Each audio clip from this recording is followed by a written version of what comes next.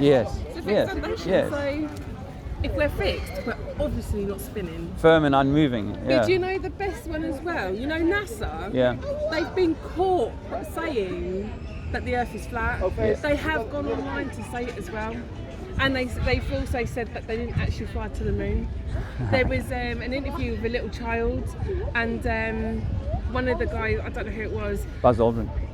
Oh, so you saw it, the Yeah. interview, Yeah. She says, "Oh, how come we haven't been back to the moon?" He was like, "That's a good adult That's not an question." 8-year-old question. That's my question. That's it, yeah. Why haven't we been back? The truth didn't go is, in the we first didn't go. Yeah.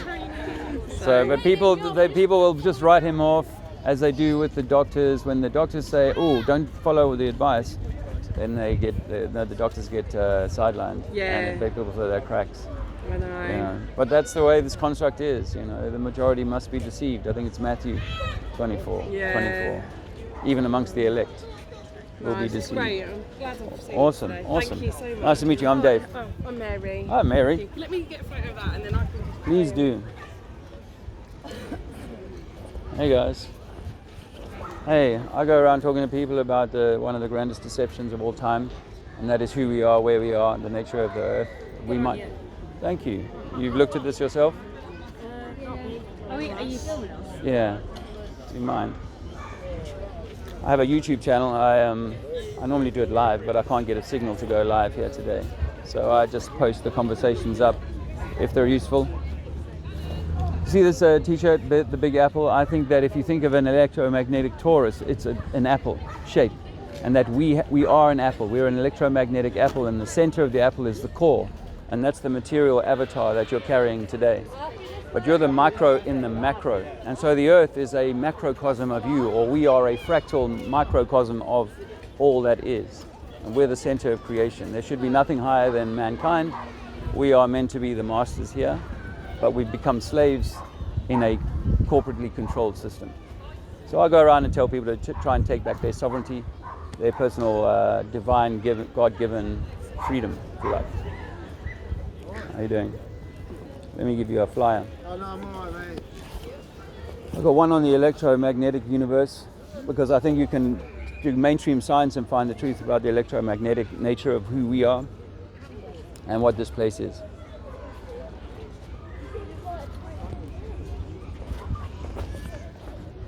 Flyer, man. Can I give you a flyer? Cool.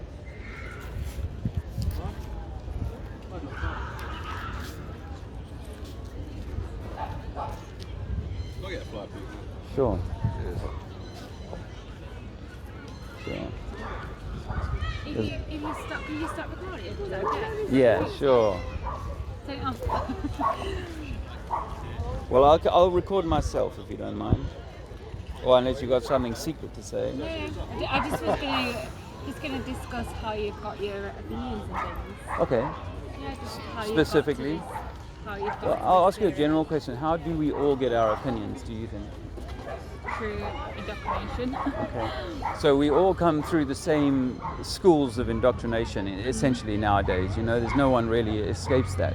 And I was no different. For the first 47 years of my life, I just believed everything that I was taught.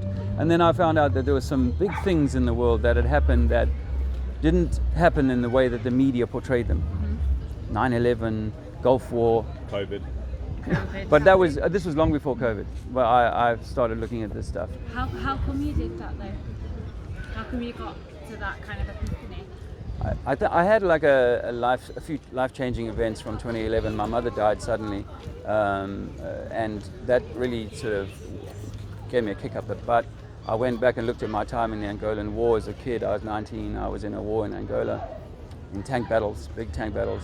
No one ever wrote about it. I wrote a book about it. I got a lot of good press about that, and I got some funds to research and write another book. And so I started researching and realized that even though at 47 I had very little idea of the world. And then I did something called ayahuasca in 2015. Ayahuasca is DMT, and it gave me like a near-death seeing through the veil of what this reality really is. And it's nothing like we're told. Nothing like we're told. The first thing I said when I came back from the DMT, because I was an atheist, the first thing I said was, it's true. That, so do you believe in It's true that there is a God, was the first words I said. This is You don't 2015. follow a religion? Or No. Just know there's a creator, but I think religion is Not designed also control. as a way of steering, in the Yeah. same way that government is designed by religion or by whoever Yeah, I controls the agree. game to steer us. Now, whether it's just because it's a test or whether it's nefarious, that's for debate. But no doubt there is steering. And I realized after the DMT, the second thing I said is that every 16-year-old should be offered this, because it's like an insight into who we are. And once you know who we are, or you've got an insight into that, we'll treat each other with much more respect and love, and won't go to war and do all the things that we do. We also won't be subjugated in the way that government subjugates us today. And so a little while after that, I found flat Earth might be a thing, and I was willing to look at it, because by then my whole paradigm had been ripped apart. And I looked at that, and one of the first things I found was there's a formula for the curvature of the globe, and it's 8 inches per mile squared. None of us get taught that, but when you add it up, after 10 miles and 100 miles, you're talking about serious curvature, serious amount of water bending, which means that something, an object, a landmass or whatever, at 100 miles should definitely not be visible. But we can see these things. Sometimes super far, a few hundred miles, that people can see things with a good camera. And we should not be able to see this on a globe. I grew up by the sea. I knew I'd seen things that were way too far according to this same formula. And then I started thinking to myself, like, oh, yeah, what does water do? Naturally, every lake I've ever visited, if it's quiet, you get that reflection. It's called specular reflection. And it's a perfect image of the clouds or the trees or whatever. Same with that Bolivian salt flats. You know, it's like the world's largest mirror when it rains. Super flat. And the only way it can be a mirror is because it's flat. And when we look at our, like say, to England, for example, you go from the coast at Bournemouth over to the west coast of the country. Now you're going to go up 300-400 meters maybe in altitude, but you will descend 300 or 400 meters down to the other side, which means that the sea level is the same on all sides of the continent or the island. The same is true with Africa. Why do you believe that we're being told that it's not flat? What do you think the drive is? Okay, well, the globe is not that I disagree with you. yeah, it's just yeah, it's a good question. Yeah, it's an important question. The heliocentrism has so many, belief in the sun as the center and the most important, has so many esoteric meanings, as well as the obvious stuff of, if we're on a globe and not a flat Earth, they can contain us in a very small space. The flat Earth might be much bigger than we've ever imagined. More continents that we could believe. Do you believe But- in like the chemtrails and things like that? Yeah. I think geoengineering is a real thing. And for what reason? I don't know if it's about dulling the heat, but or dulling us. You see, because if it's an electromagnetic universe, then we are electromagnetic organisms within that. And just like you could take a single cell out of an orange, if I can toxify one cell in that orange, I could damage the whole orange. And I think that this is what our world seems to be, is that toxification of water, food, information, air, is part of interfering with something like that. And if it's electromagnetic, if they're putting like aluminum dust in the air, you know, is it interfering with your pineal gland and your connection to source? So there's a number of things other than... To create more disease though as well, and to keep people sick, like the rapeseed oil and the sun and things like that. Yeah, the fear programming as well, you know, because dis-ease is just a state of unwellness brought about by conditions in your environment which are unhealthy, and it can be a number of them. You know, 2 or 3 of them together will make a person unwell over time, for sure. Dis-ease. And is it that the pharmaceutical giants want good customers, or is it that there is something spiritual about you trusting Mother Nature, or trusting the machinations of man and his corporations? So, and increasingly, as we saw with the COVID, people went, no, I'm not going to trust my natural God-given immunity, or eating well and getting some ginger or whatever. I'm going to go down and get some needles in my arm. And so it's almost like biblical in a way, where you're given a choice to, are you going to succumb and go with the herd, or are you going to stand in true nature like a mother elephant would do? You know, young women and men today are so confused about what it is to be a young woman and a young man, that, you know, we're so far from nature. And what I see is an engineering of mankind to a non-natural nature, where we're much happier being plugged in our 15-minute enclave or in our tiny little cubicle. Why do you think that's happening though? Well, Because you know, if you believe in I mean, God, do you also believe okay, I believe, yeah. Well, I think that you know, there's no, in a way, that maybe there's no foul, there's no harm, there's no sin or whatever. But there is polarity in life. But yeah, there's dark and light, for sure. This world operates on, seems dark on light. And, you know, maybe we're here as a test. Can you make dark or light choices? Because we have both dark and light within us. We have to make those choices for ourselves, not have someone stand over us and say, you shouldn't do that. It should be us who are deciding for ourselves what we're going to do, right? So is it a soul test that you're kind of here on a number of life sorties to work something out? Maybe. Who dictates that though? That test? You really, because you see, you are just the avatar that you're carrying today is just an expression, a material expression of your higher self. And your higher self must probably made a deal with yourself to say, look, I'm going to go in as me and do this and have this experience. Now, some people say that there is a dark entity here that wants to contain souls, constrain souls, restrain them from growing and going up, you know, the consciousness level. That's maybe true, but I don't know. But it may be that it's like, let me put as many distractions in front of you to try and get you to buy into my non-natural systems. And it's a real challenge, because if you've all been brought, if you think about the material world we're brought up in, if you've been brought up in that and you've been sent to the school and it's kind of like, this is what success looks like, then it's going to be harder and harder over time to go back to a more natural way of living. We are so close to the beast. It's like if you cut out Tesco's and Sainsbury's and all the supermarkets today, we would be in trouble. We would be in real trouble. But go back 3 or 4 generations, people would have been fine. Yeah, of course. You know, they were far more reliant on themselves and their community. We're far more. Many skills in the past couple hundred years. And connections, you know, Like to our neighbour. My question is, but why? Like, I understand that these supermarkets and governments and education systems, but why are people now living with so much abundance, yet the majority of people are very unhappy? So it's not something like I can see through it all, and I can live in my own realm and, you know, grow my own vegetables and keep my own chickens and do whatever is needed for me to keep out of that matrix. But why is that there in the first place? Like, is there maybe it's just like the Ouroboros, you know, the snake eating its own tail. Yeah. That's actually just what happens. It's like a night and day thing. You know, you get in the winter time, you get certain creatures and animals that are dominant. And in the daytime or in the summertime, it's others that are kind of dominant. And I think mankind goes through epochs of higher culture, higher consciousness. And at this point, perhaps we're in a dark age. And it's about, you know, coming through that and creating and carving your own way, even though the crowd, the masses are caught up in the dark way. It's more challenging now. It's more maybe more urgent now that a person is able to make that. But I think the most important journey is within. So it doesn't have to be a geographic, onto the land kind of thing. You know, it is an inward journey. So you can find your peace. Ironically. Yeah. It is an inward journey. Well, you know, the thing is that the globe has you all living on the outside and going to outer space, going to Mars and all these external things. Whereas the toroidal system that I'm describing has everything at the center. So the most important thing is the heart.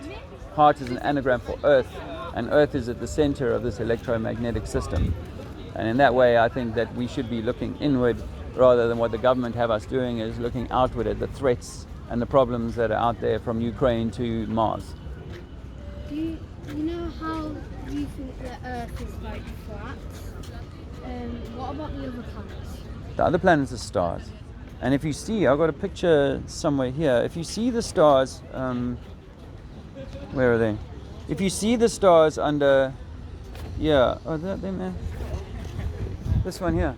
If you see the stars under a powerful camera that we can buy, It looks like a repeating cycle of cymatics, which is sound vibrating. And cymatics is when you take a sound plate or a speaker and you play a certain frequency. It'll create, and different frequencies will create a different ripple effect. And that different ripple effect we can see in the stars. Different colors, different effects. They're not a light that's just a blob that's reflecting light back to us. That's not what we see. We see cymatics. And there is mainstream science called sonoluminescence, which is where you take a frequency, fire it into a liquid, and you get the star in a jar experiment. And you can create a star in a jar just using sound. So that's what we think that the stars are, is they are frequency points that are moving, or energy systems, little toruses that are moving overhead once a day in a fixed pattern, if it's a zodiacal signs, but in the wandering stars, they're moving on their own pace. So with no purpose, or with a purpose? Absolute purpose. Absolutely, the symmetry and the connection between the different energies is fundamental to what goes on Earth, and fundamental to us each as individuals. So when you are born, and the energies that you're born under are relevant to you, much more so like on a planet. Like design and like class numbers and like that kind of thing. Like design. Yeah, you know, like to do with like your date of birth and Yeah, time of birth and place of birth, and all of that. Because if you think about it, this is like a disco light that's going overhead of us and turning slowly. But at each light, each point, each energy system has a particular frequency. And if you're born under that tone, then that's going to be more resonant to you, in particular. So yeah, this is more relevant. But you see, in an electromagnetic toroidal system, we are fractal. We are the smallest doll, the Russian Matryoshka, 7 dolls, the smallest one in the center, and God is everything is the 7th one. You have a higher self above you, but you are a micro in the macro, meaning that the stars that you see up there are connected to a miniature version that you have in your body. And do we all not know about our solar plexus, which is the place of the sun? I think that we carry these lights, we encode these lights that we see individually. The sun and the moon you encode individually, which is why on a moonlit night you'll see that there's a highlight just above your head where the moon is, and then it gets duller into the clouds away from you. But your friend who lives 5 miles down the road where it looks dark can go outside and they will see the light. The moon is just above them, like a street light on a foggy night. But they will see it as though it's only there in their area. And so I think that the whole system is connected to us intimately. It's like saying a tiny cell of orange within the orange is not connected to the rest of the orange. That's not, of course we understand that that's not true. It's all connected to each other.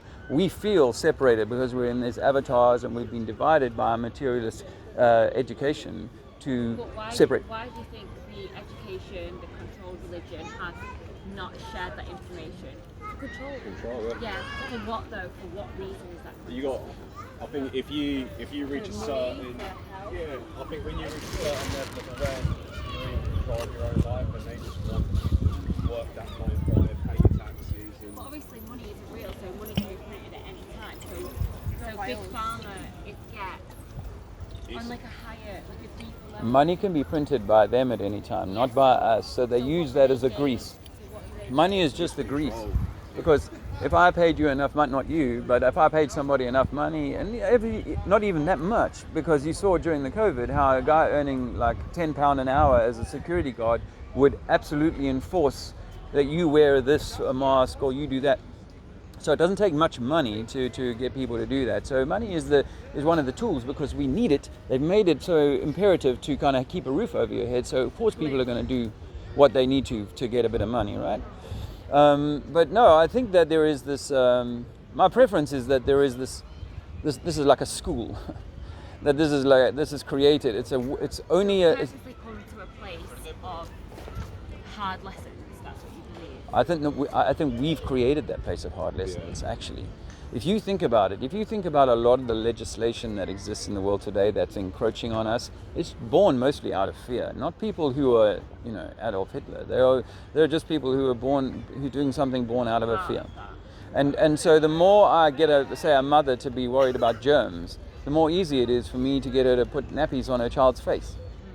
And or needles in their arm. And that's what they do, is systematically kind of get us fearful. Whether that's just the health and safety stuff gone nuts, or they have this intention to put these, to squeeze us into these like little hamster hutch cities. Aside from the fear, what's their prerogative of having a flat Earth to globe? Like, do you believe that there is a reason why that, you know, that wisdom, that knowledge is kept from people? And Yes. is there some sort of like, do you know? I don't Well, it's know. like the Antarctica Treaty. I was going to ask that earlier.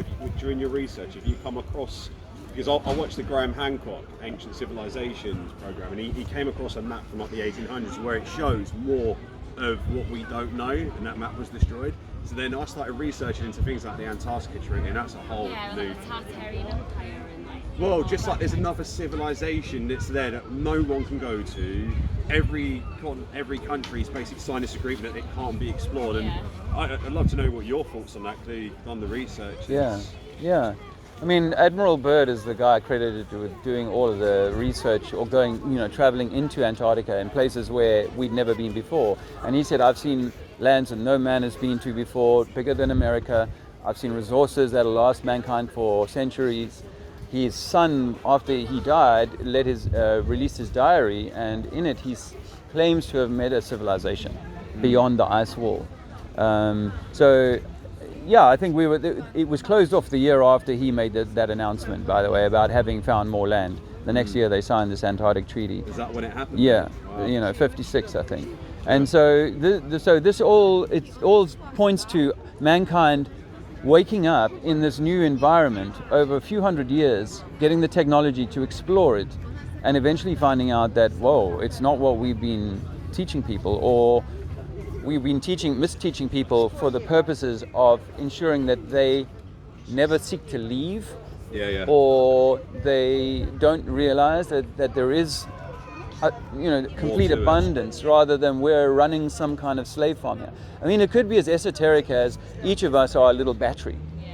And our little battery power is being used around the M25 or whatever. They create these highways or these places, these cities, because these cities that we live in are the same cities we inherited 200, 300 years ago. We built no new cities really to speak of, and yet 300 years ago they had all these fantastic cities, and they were meant to be far simpler than us. Why aren't we putting up cities every 5 years, new cities to rival London? We should be able to do that if those people in the 1700s could do the stuff that they do. And if you've looked into Tartaria, you see there's lots of buildings that are underneath the mud and so on.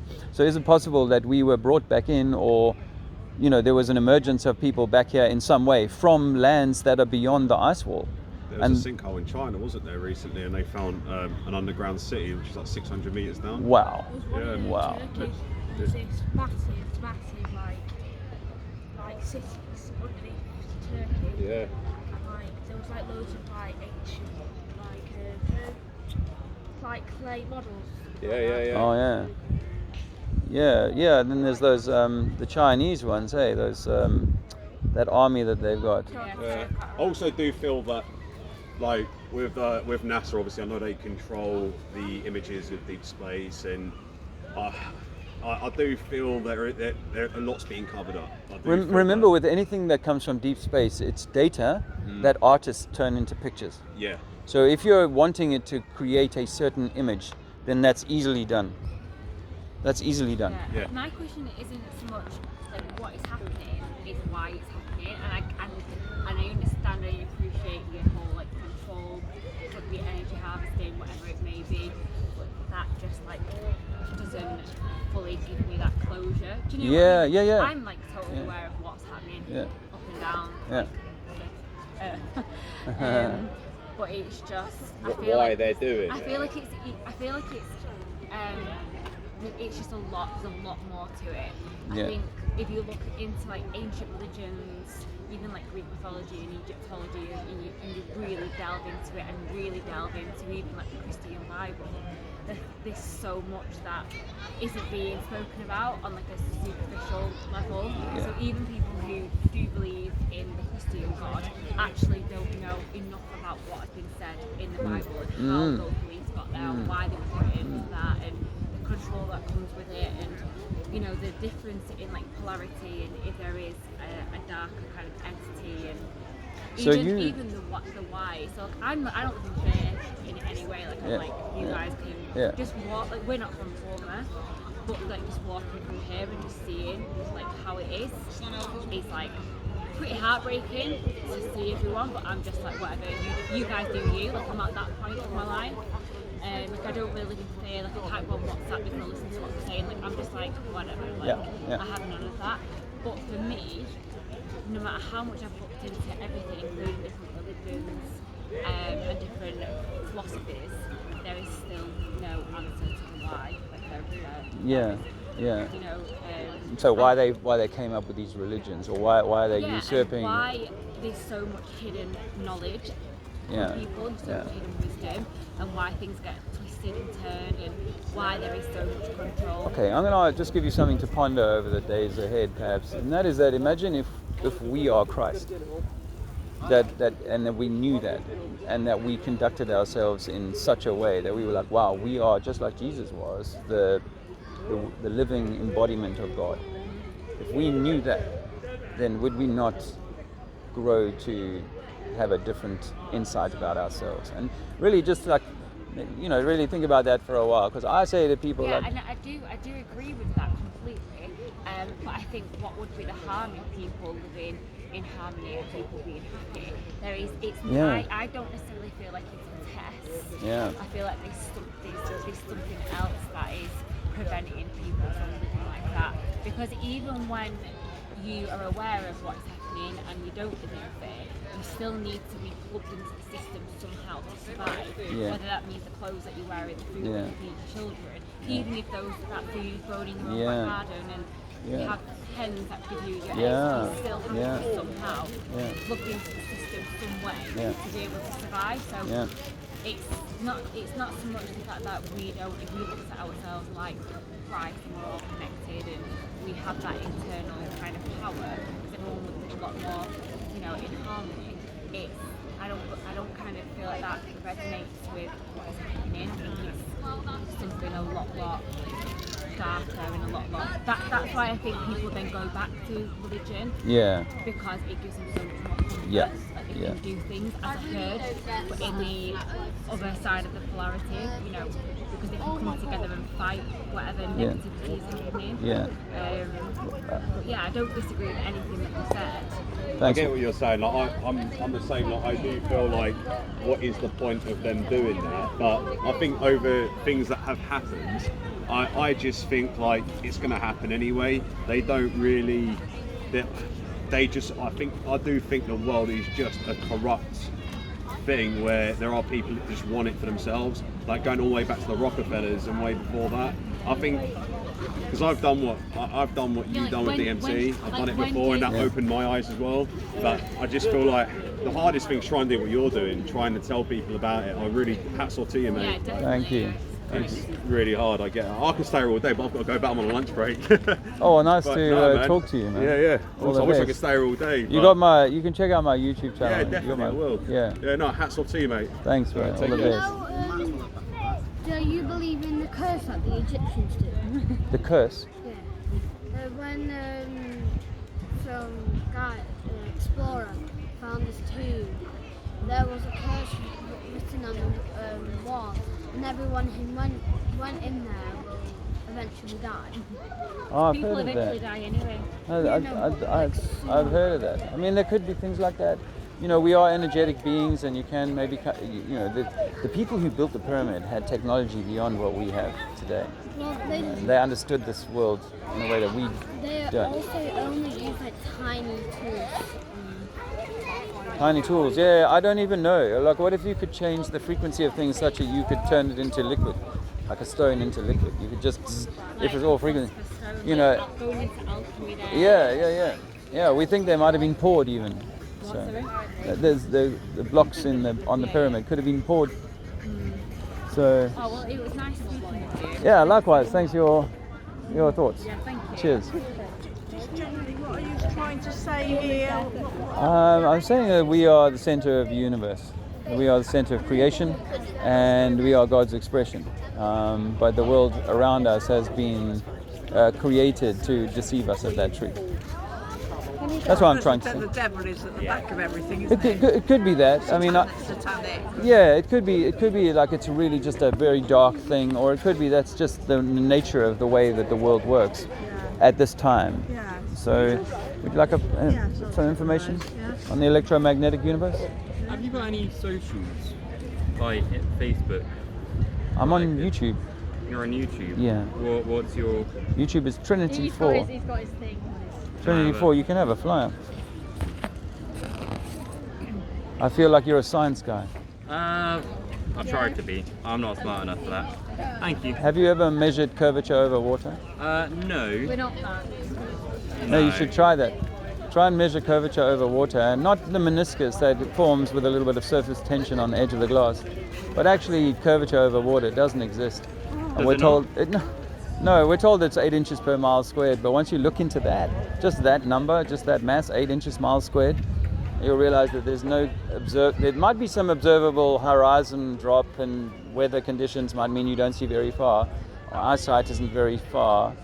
But actually, if you try and measure curvature, you find that it's not there. Our eyes are balls, and so when we look, we create a circle when we look around us. We create a circle of vision, but that doesn't mean it's a sphere. That would be the same on a flat plane, that we created a circle around us. So water is level. It's level between here and France. Right. There's the same sea level all the way around England, and topography is easy to demonstrate that. Hello. Easy to demonstrate that because you go up by 300 meters to go into the center of England on your way to the west coast, and you go down 300 meters to get to the west coast. So we know that water is level, the sea is level, but we've been tricked into believing that the ship is going over the horizon and that we're spinning at 1,000 miles an hour, even though we can't measure it or feel it. Yeah.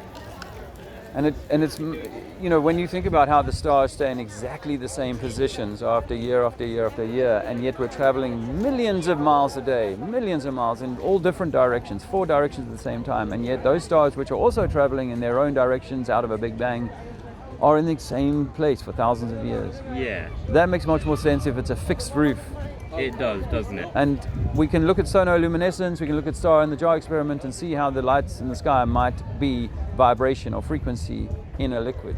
Yeah. That makes much more sense to me now than rocks of gas or balls of gas and rock floating on time and space. That does make sense, yeah. Can I ask what your theory on how the water stays on the